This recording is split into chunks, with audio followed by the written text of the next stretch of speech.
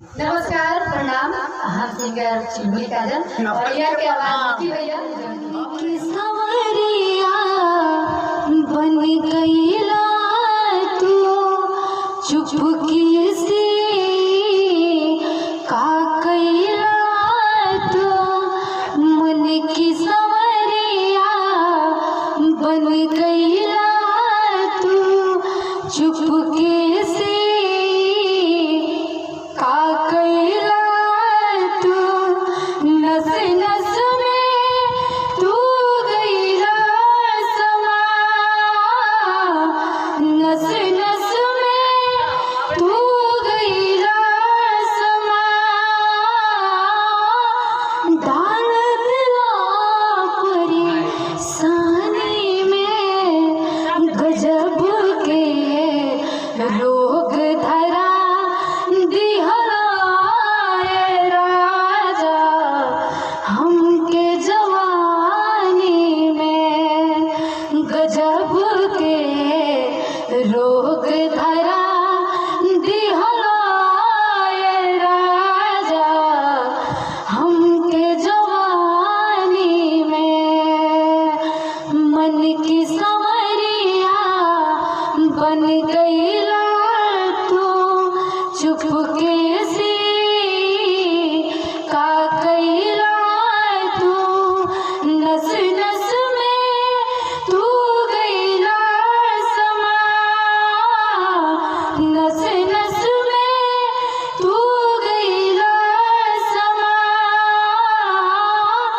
डाल दिला परेशानी में गजब के रोग धरा दिहला ए राजा हमके जवानी में गजब के रोग धरा दिहला ए राजा हमके जवानी में। हेलो ये गायक चुलबुली काजल बहुत सुंदर गाती है और हम सिंगर जानते बड़ी लोग निकी पांडे। बहुत सुरीली आवाज, बहुत अच्छी, बहुत बेटा है। आई एगो दो चार शब्द से एगो सैड सॉन्ग से मजा ली लो।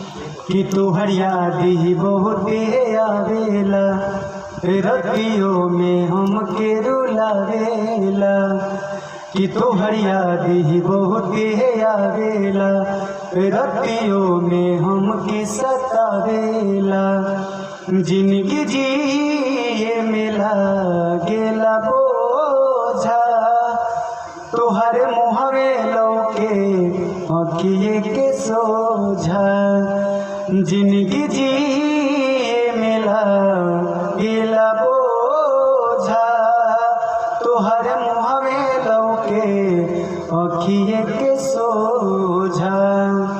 तो आप सब इस वीडियो को जरूर देखें और एक बार जरूर शेयर करें। ऐसे ही हम लोग पर प्यार आशीर्वाद बनाए रखें। धन्यवाद।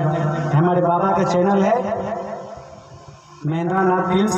आप इस चैनल को सब्सक्राइब करें, लाइक करें, कमेंट करें और कमेंट में जरूर बताइएगा